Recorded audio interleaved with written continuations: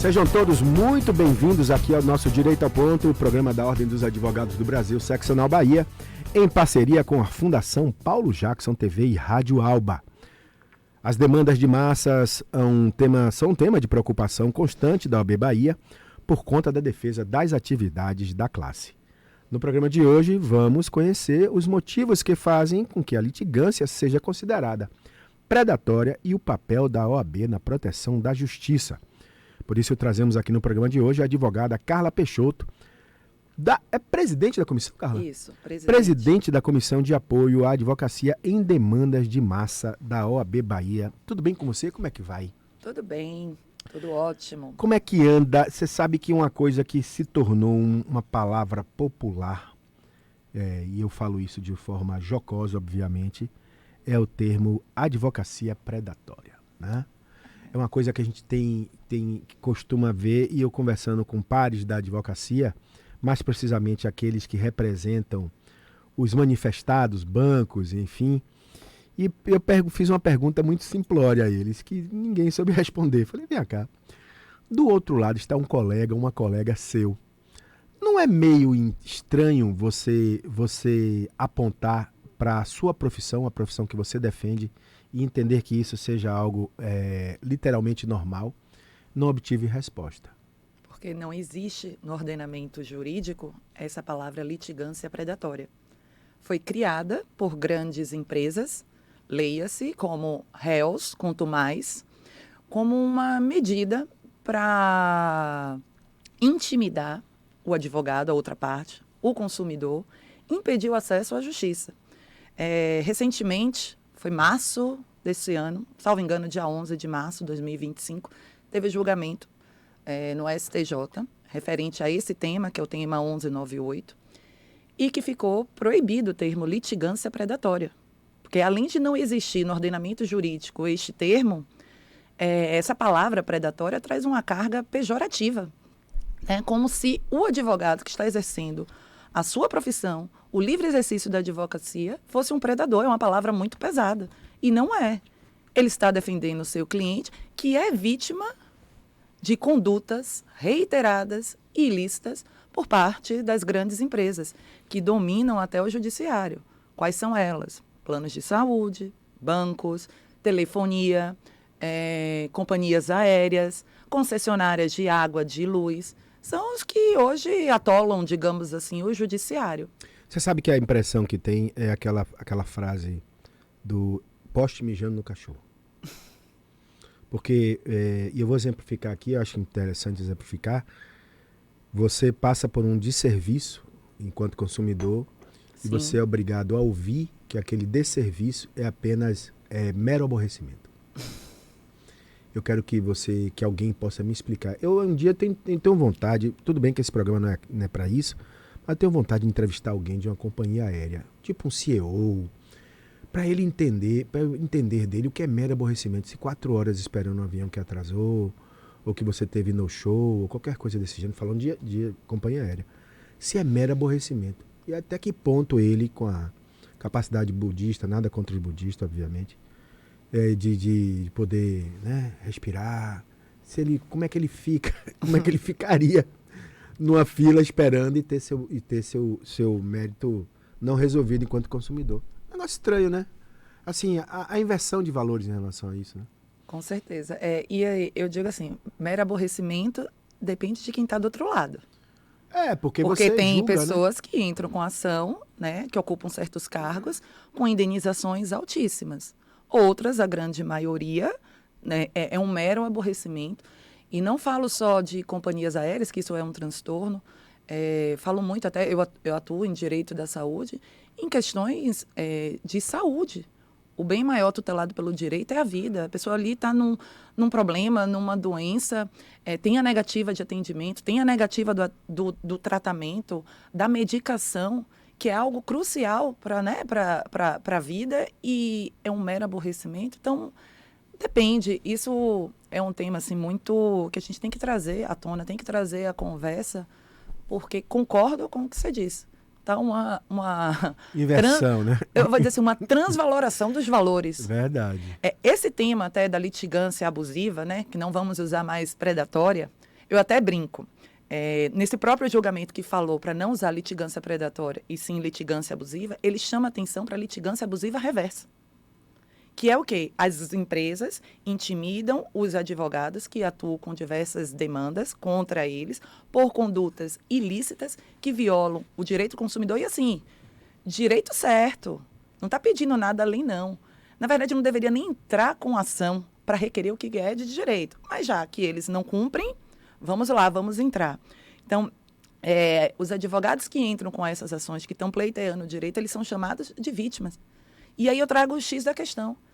Quem é a vítima, quem é o vilão? Onde começou essa história? Quem começou primeiro? E aí, no próprio julgamento, ele fala da litigância abusiva reversa. Então, assim como essas empresas estão acusando os advogados de litigantes abusivos, esses advogados podem também informar, requerer a litigância abusiva reversa. As empresas não estão respeitando decisões, súmulas, sentenças, reiteram o descumprimento, reiteram a prática abusiva. Então, quer dizer, você já entrou com uma ação que não deveria, para requerer o que é de direito, tem a sentença julgada favorável, a empresa descumpre. Poucas vezes aplicam a multa, né, que fala da estrente. É reduzida. Você está permitindo que a empresa repita aquela conduta ilícita. E aí, quando o advogado vai questionar, porque a empresa descumpriu, ele entra com uma nova ação, mais ou menos daqui a um ano. Ele é o litigante abusivo? É ele que está atolando o judiciário? Não. Você conhece algum colega, entre homem e mulher, que trabalha também como para bancos e afins, que você em algum momento tenha perguntado por que você faz isso? Por que isso acontece? Você conhece alguém que você tenha tido para tirar essa sua curiosidade enquanto presidente da comissão? Muitas vezes eles trabalham, né, para as outras empresas, tem que cumprir. A resposta muito é dessa. Mas você vai cumprir o errado? A advocacia não foi feita para poder cumprir o errado. Aí eu não posso falar por eles, né? Por elas. Ou por elas. Eles ou elas. Eu falo assim, eu sempre atuei na área de direito do consumidor, né? Eu brinco que eu sou uma cria do PROCON. Eu comecei como estagiária no PROCON.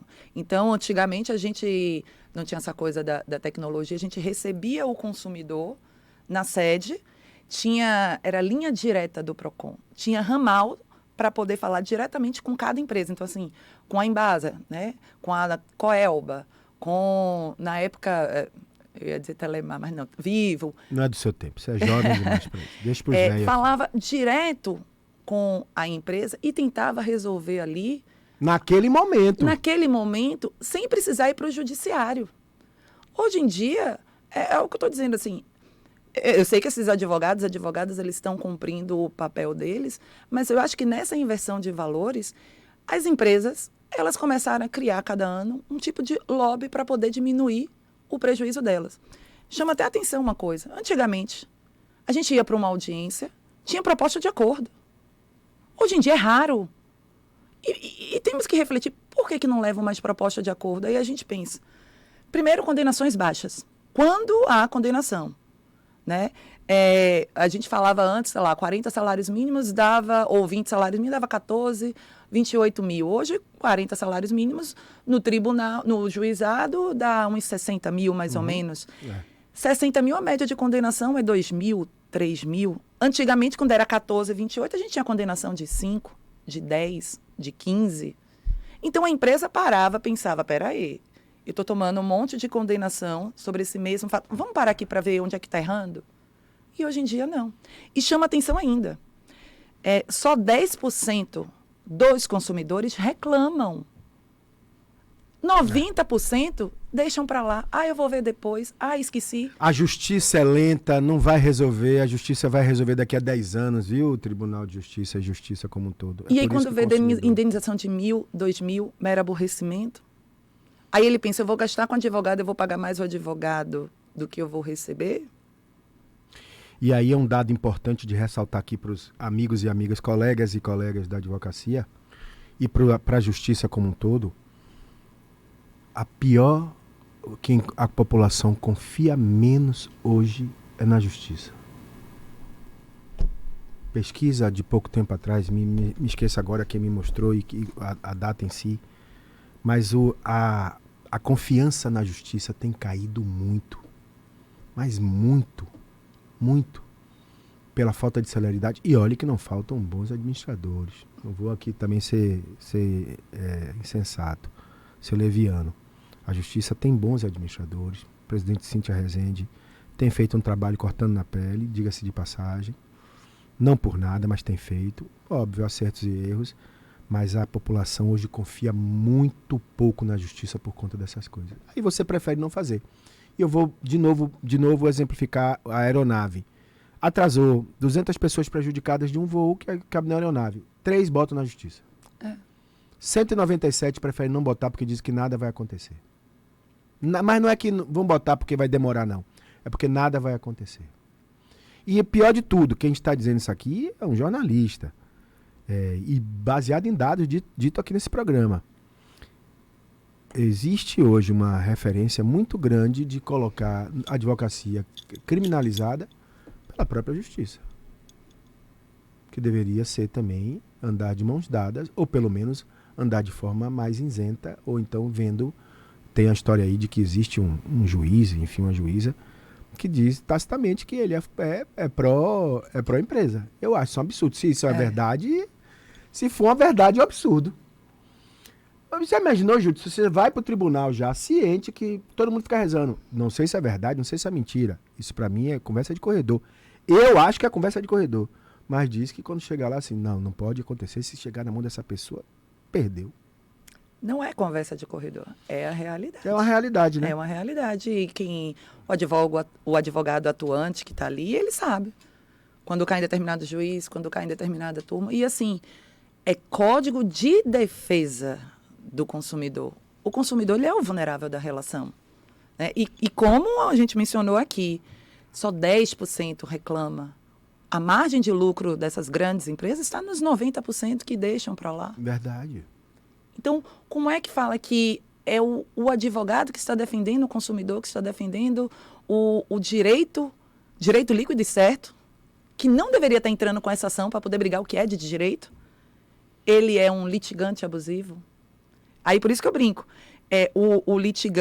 O advogado que atua em diversas demandas, ele seria o abusivo. E não tem a litigância abusiva reversa? As grandes empresas que são predadoras. Será que é uma quantidade enorme de processos, demandas de massas, que são, né, demandas repetitivas? É até bom a gente conceituar o que seria demandas de massa. São ações sistemáticas, repetitivas, sobre o mesmo tema, provocados por condutas ilícitas, repetitivas, pelos mesmos réus, quanto mais. Fica parecendo até que a empresa, coitadinha, não faz nada de errado. Eu acredito, o advogada é que é o gente ruim da história. Isso é até uma opinião minha e, pelo que eu vejo, experiência, cada ano essas grandes empresas criam lobbies para barrar. Então, eles criam as teses. Plano de saúde, ano passado, qual foi a tese? Referente a excluir aqueles que eram dependentes. Foi geral no Brasil. Eu passei por isso. Estou brigando na justiça até hoje. Quer dizer, e principalmente se for olhar em que plano? Nos melhores planos, aqueles antigos. Porque isso é uma forma de tirar esses consumidores da base deles. Não os planos novos. Não teve essa interferência. Não. Aí, quer dizer, eles criaram esse lobby no Brasil inteiro. Todo mundo entra com ação. E aí os advogados que entram com ação são litigantes, predatórios, abusivos? Será que é isso mesmo? O ministro Herman Benjamin, que foi o relator, né, desse recurso, ele mesmo fala, não importa se são 10, 100 ou 1000 ações que o advogado entrou. Isso não quer dizer litigância abusiva, não quer dizer litigância de massa. A questão está na conduta ilícita da empresa que está cometendo aquela mesma infração. Vou fazer o seguinte, Carla, eu vou para o intervalo comercial, eu volto daqui a pouco com a presidente da Comissão de Apoio à Advocacia em Demandas de Massa da OAB Bahia, a advogada Carla Peixoto. A gente está discutindo hoje aqui, conversando sobre demandas de massa. A gente vai ao intervalo comercial e volta já.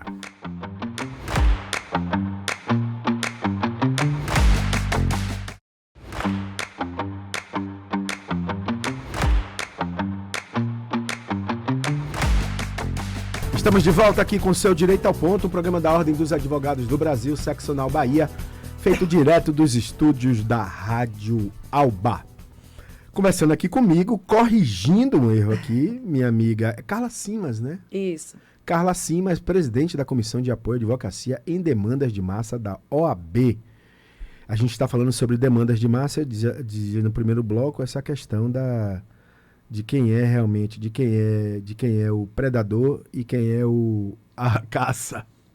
E, em verdade, essa inversão é muito difícil, né? Agora, o que é que o judiciário e a advocacia... Vamos pensar agora pelo lado positivo. O que é que o judiciário e a advocacia têm feito para diminuir esse tipo de litígio? O que é que tem sido feito em conjunto? Sim. Primeiramente, até agradeço a nossa presidente da OAB Bahia, Daniela Borges, doutora Daniela Borges. Ela foi visionária, né? Essa comissão é a primeira comissão do Brasil, de todas as OABs, para poder tratar desse tema. Então, ela nasce como uma resposta necessária e inovadora para garantir que advogados e advogadas possam exercer livremente a sua advocacia, a sua profissão, de forma segura, e também é uma forma de garantir as prerrogativas do advogado. Tomamos posse na semana passada, na última terça-feira. Essa comissão é recém-criada, né? Recém-criada, é a primeira do Brasil.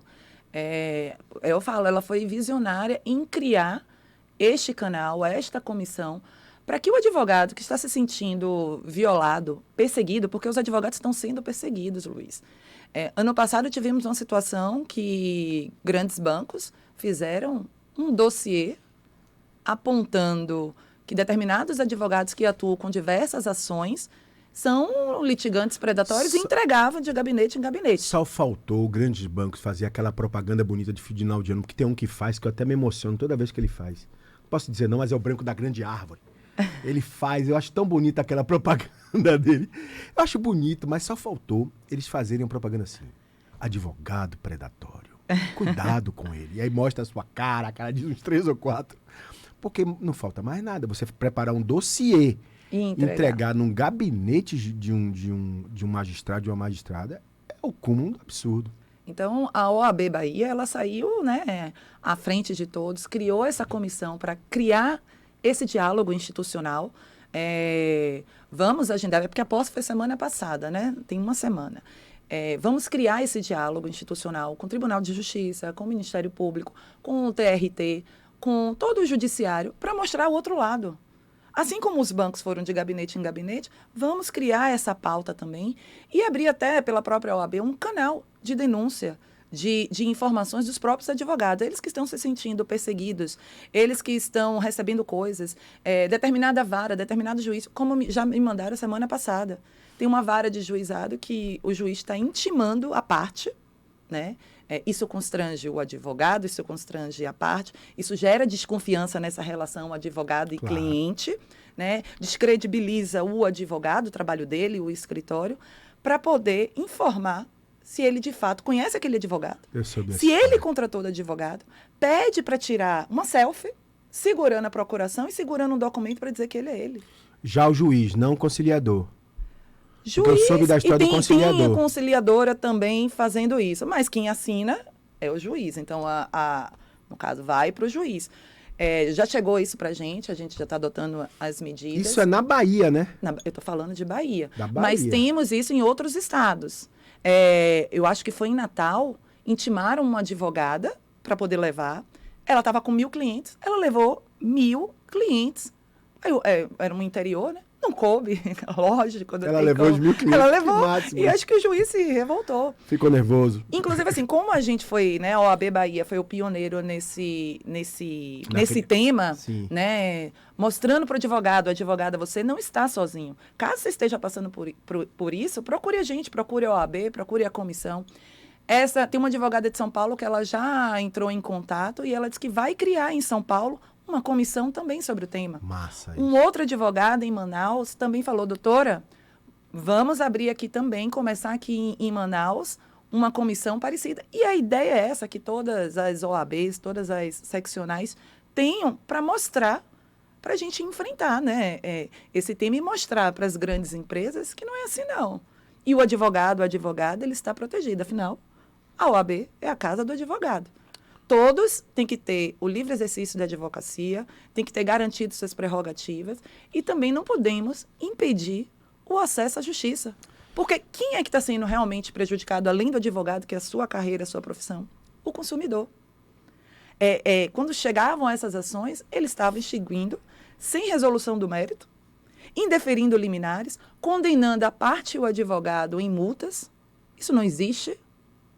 E, caso o juiz entenda que supostamente aquele advogado é fraudulento, é abusivo, porque isso existe em qualquer profissão, isso tem a ver com o caráter de cada um. Estamos aqui eximindo a irresponsabilidade de pessoas maledicentes. Isso, e assim, a gente sabe, em qualquer área, isso não tem a ver com profissão, tem a ver com o caráter de cada pessoa, né? A educação, o berço, etc. Então, mas se o juiz desconfia que aquele advogado está praticando algo ilícito, ele pode, né, até por essa súmula do tema repetitivo, ele pode fundamentar, requerer o que ele acha pertinente, e se de fato ele tem que remeter o processo para o Tribunal de Ética e Disciplina da OAB.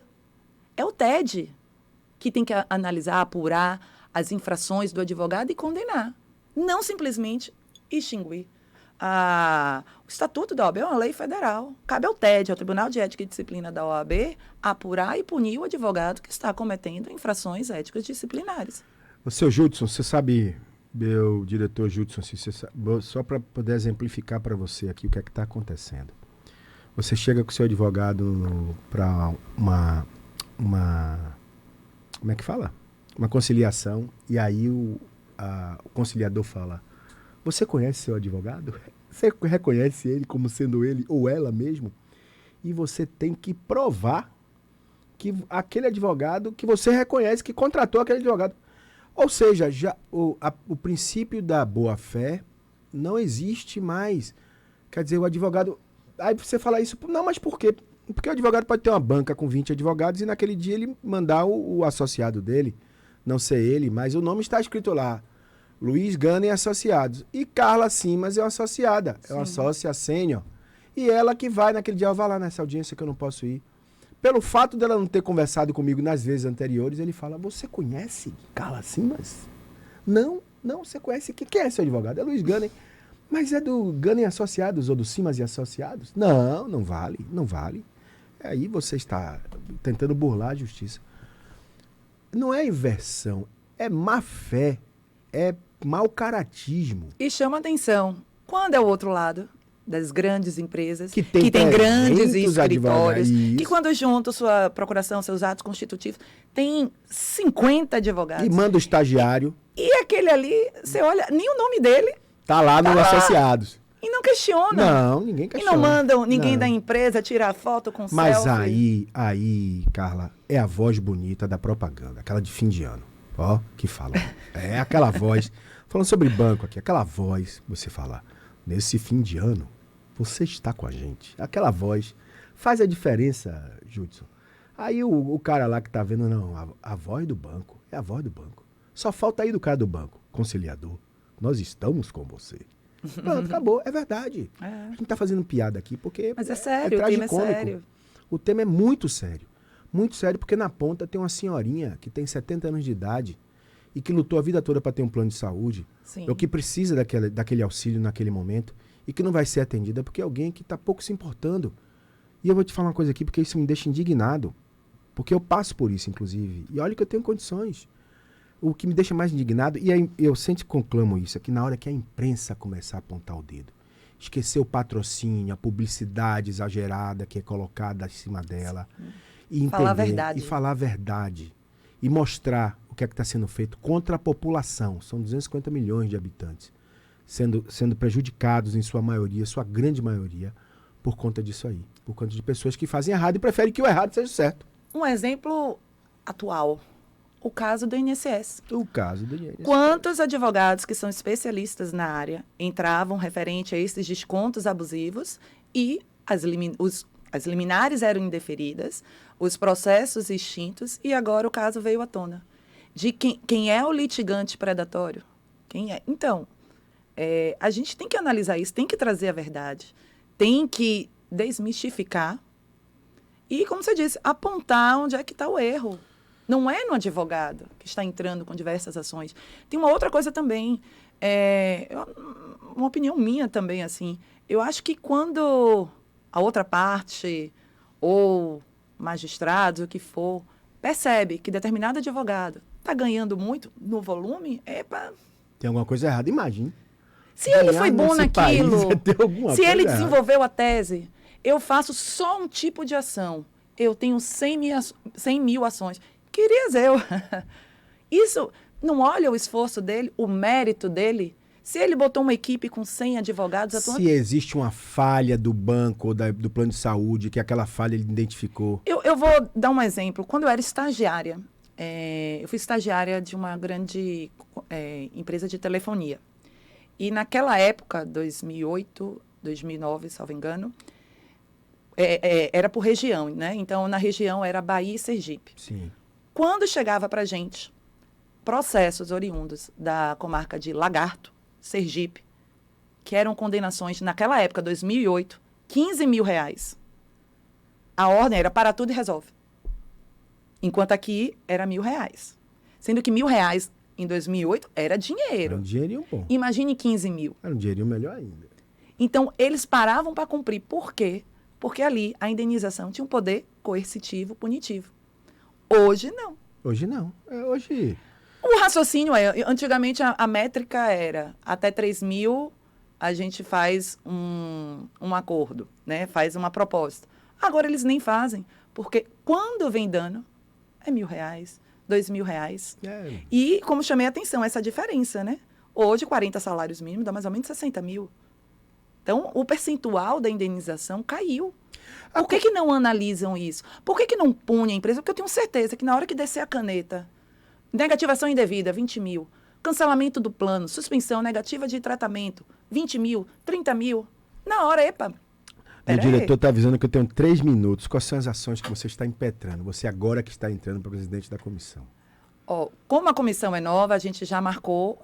Já tem gente já com você? Já temos... Entre homens e mulheres, quantas pessoas já tem lá? Eu sou a única mulher. Eu estou ladeada de mais 15 homens. Somos 16 membros para uma comissão nova. Vamos trazer mais mulheres, por favor. O convite está aberto para as advogadas, os advogados. Sintam-se à vontade para participar, para colaborar.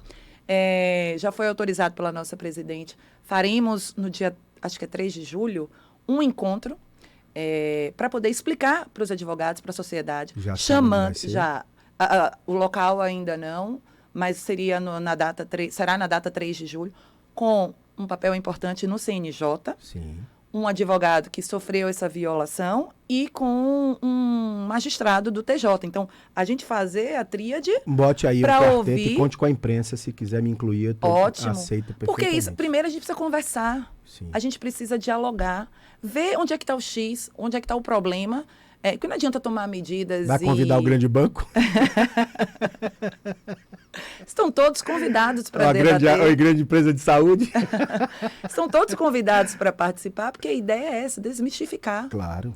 O tema ainda é muito novo, muito fresco, e muitas às vezes não sabem como lidar, se sentem ameaçados. E não, vamos para frente, que é essa advocacia. A advocacia é uma profissão, não é uma profissão para covardes, né? Já diziam isso na faculdade. Qual foi sua faculdade mesmo? Católica. Também. Universidade Católica. Universidade Católica. Que Deus a tem em bom lugar. Carla Simas, presidente da Comissão de Apoio à Advocacia de Demandas em Massa da OAB Bahia. Parabéns, seja bem-vindo a essa mais uma gama de comissões que eu acho que são importantíssimas, feitas pela presidenta Daniela Borges. Muito boa sorte para você. Obrigada. Viu? Obrigado por estar aqui conosco no Direito ao Ponto, viu? Estamos à disposição. Muito obrigada. Eu que agradeço. Gente, vou ficar por aqui. Lembrando que Direito ao Ponto acontece sempre na nossa TV Alba, tá certo? Um grande abraço para todo mundo. Excelente semana. Tchau.